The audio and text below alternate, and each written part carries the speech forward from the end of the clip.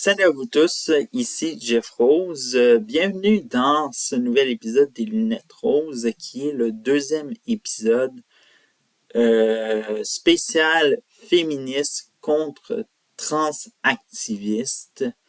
Et bien sûr, si vous voulez revoir l'épisode premier de ce spécial, eh bien je vais vous le mettre en lien.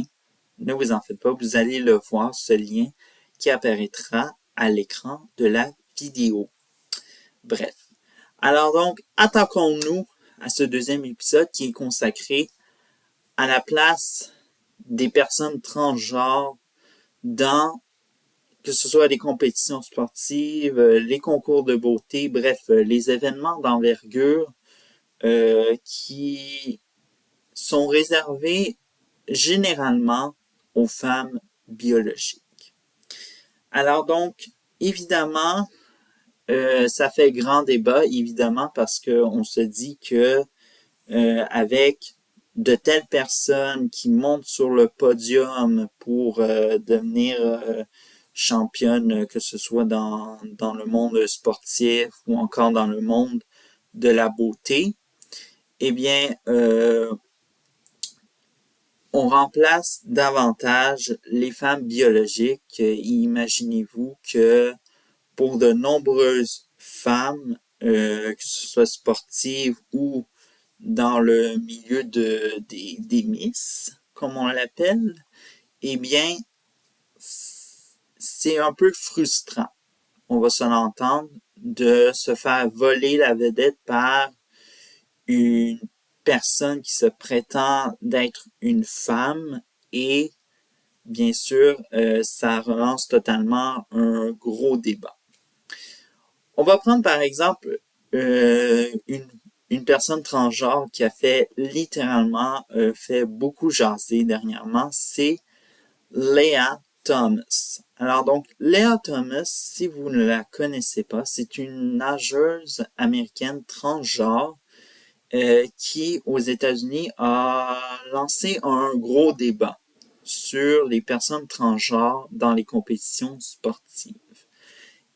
Parce que une fois que Leah Thomas a fait la transition, eh bien, elle est devenue numéro 1 soudainement et a battu de nombreux records, que ce soit universitaire ou encore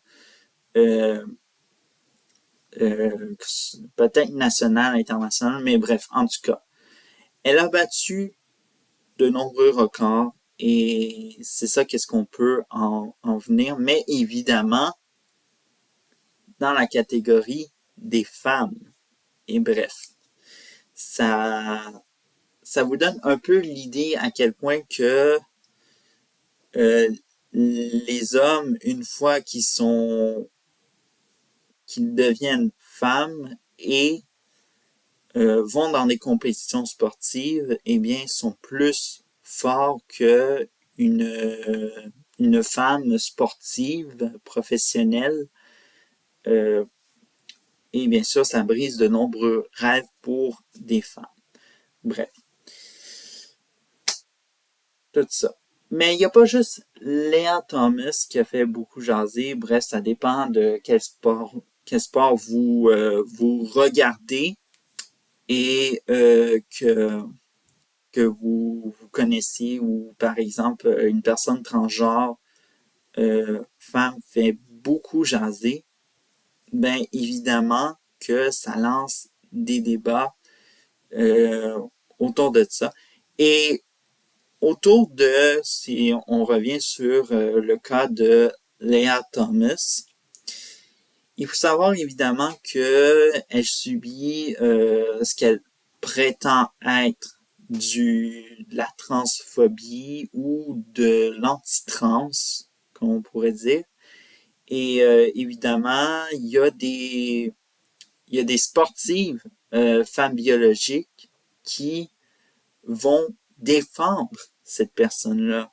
Comment on peut défendre cette personne-là et prétendre qu'elle a la légitimité d'être égale à toutes les femmes alors que de manière biologique, je veux dire, de manière de thème biologie, une femme trans n'a pas toujours, n'a pas le même corps qu'une femme et tout ça. Il faut savoir que les os sont celui d'un homme et le bassin, attention, le bassin évidemment, parce qu'il y en a certains qui prétendent que le bassin est celui d'un homme, donc il est plus petit que celui d'une femme, évidemment. Et bref, en tout cas, le monde oublie la biologie et sont dans l'émotion, endormis. Bref, ils préfèrent pleurnicher pour que Léa Thomas reste dans celui-ci. Mais, évidemment, il y a de l'espoir. On a par exemple l'ancienne athlète Caitlyn Jenner. Alors donc, Caitlyn Jenner, Caitlyn, c'est ça, bon, Caitlyn Jenner, qui, elle, a dit que ce que subissait comme débat Léa Thomas, c'était pas la transphobie, c'était ni un mouvement anti-trans ou quoi que ce soit. C'était du gros bon sens. Parce qu'il faut savoir que Jenner, oui, elle est trans, mais évidemment, il y a de quoi pour elle de rester les deux pieds à terre et dire que ce n'est pas parce que il y a une particularité qu'il faut qu'on euh, disons qu'on empoisonne l'existence des femmes qui sont biologiques. Bref, et tout ça. Et autre chose où il y a de l'espoir, c'est que la Fédération internationale de natation a, soit disons-le, si je dis, parce que je n'ai, c'est pas mes lunettes évidemment, et il faudrait que j'agrandisse, que la Fédération a voté en juillet 2022 sur un vote sur l'interdiction des compétitions professionnelles féminines aux sportives transgenres, excepté pour les nageuses qui peuvent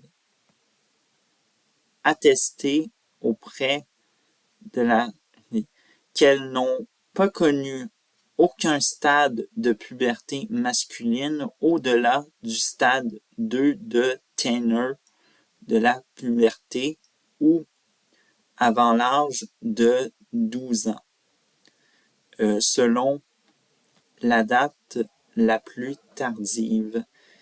Et cette interdiction de juin 2022 a fait voler en éclats le rêve de Léa Thomas de ne pas compétitionner aux Jeux olympiques de 2024, soit ceux d'été à Paris et tout ça. Et évidemment, Léa Thomas s'est enfuie dans la victimisation et a dit que c'était discriminatoire de qui ne servent qu'à nuire à toutes les femmes et tout ça. Premièrement, on va se dire quelque chose. Le fait que nuire à toutes les femmes, premièrement, une femme biologique n'aurait aucun problème. C'est juste que Léa Thomas ne voit pas le, les ennuis qu'elle cause, évidemment, et qu'elle devient, dans les débats, évidemment, elle n'a aucune cause parce que elle est dans cette idéologie de transactivisme qu'il faut imposer de manière très radicale à la société, d'accepter le mouvement trans et les accepter n'importe où, soyez dans l'émotion, acceptez-nous, bref, défendez-nous.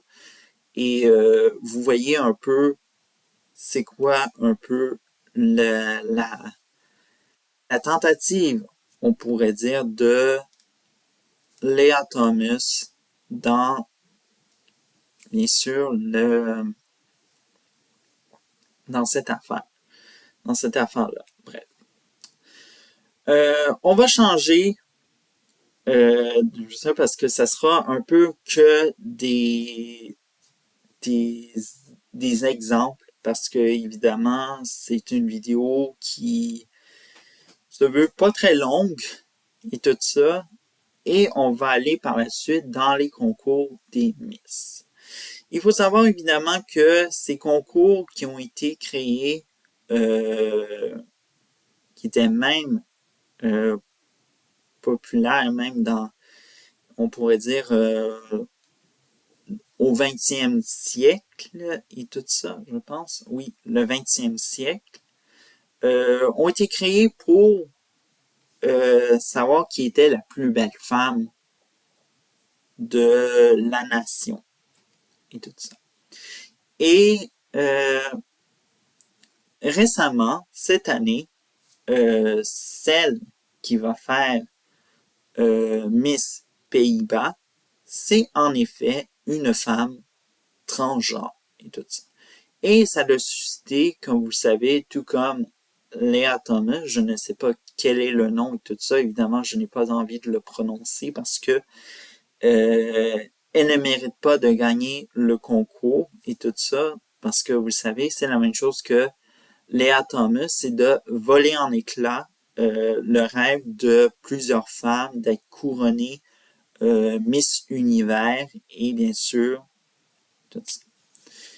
Et bien sûr, il y a eu tout cet autre recul des femmes. Évidemment, on peut les comprendre parce que ces personnes-là qui militent pour empêcher les personnes transgenres de participer à que ce soit des concours sportifs ou de beauté, évidemment, parce qu'il faut savoir que lorsqu'on est une femme biologique, on est plus validé qu'une femme transgenre. On peut se l'entendre.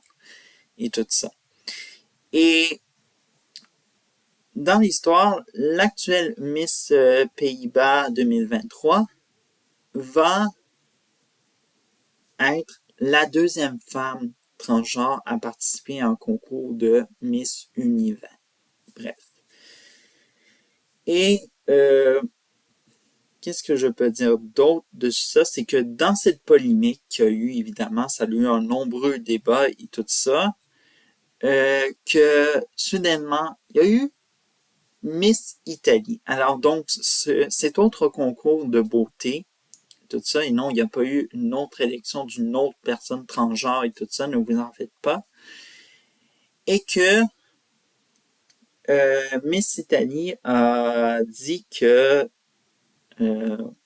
a profité évidemment de cette situation pour dire que nous, de Miss Italia, on ne change pas les règlements et on reste fermé aux personnes transgenres malgré que on n'ait aucune, si ce soit aucunement transphobie ou quoi que ce soit.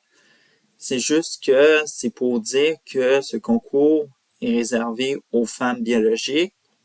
Faites vos propres concours de femmes trans. Bref. Voyez à quel point que ce soit Lea Thomas ou Miss Pays-Bas 2023, que je ne sais pas son nom et je n'ai pas envie de le nommer, sont là dans une seule idée, c'est de forcer les gens à radicalement à être transactiviste, d'être dans l'émotion, d'être endormi et tout ça, et de laisser à l'abandon les femmes biologiques qui sacrifient, parce qu'il faut savoir que ce soit les compétitions sportives ou encore les concours de beauté, c'est un sacrifice de toute une vie pour toutes les femmes qui se présentent là. Et soudainement, ils se font déjouer par, évidemment, euh, un homme qui est devenu une femme. C'est bizarre, hein? Et tout ça. Et évidemment, attendez-vous pas parce que, évidemment, avec toute la déconnexion de la réalité de la société en Occident, attendez-vous à en avoir plus. Il va peut-être avoir un homme qui s'identifie femme et puis bref, on l'a vu avec le concours Eurovision, c'était, je pense, une drag queen, quelque chose de même. Euh, ouais, et tout ça. Alors donc, ouf, je vais vous le dire, rien ne va plus en Occident et rien ne va plus pour les femmes occidentales qui se font de plus en plus effacer de la place publique au profit de transsexuels et autres bizarreries, on pourrait dire, même des objets de foire et tout ça, des bêtes de foire. Bref, en tout cas, bref. C'est tout pour cet épisode des Lunettes Roses. On se retrouve mercredi prochain. Ciao!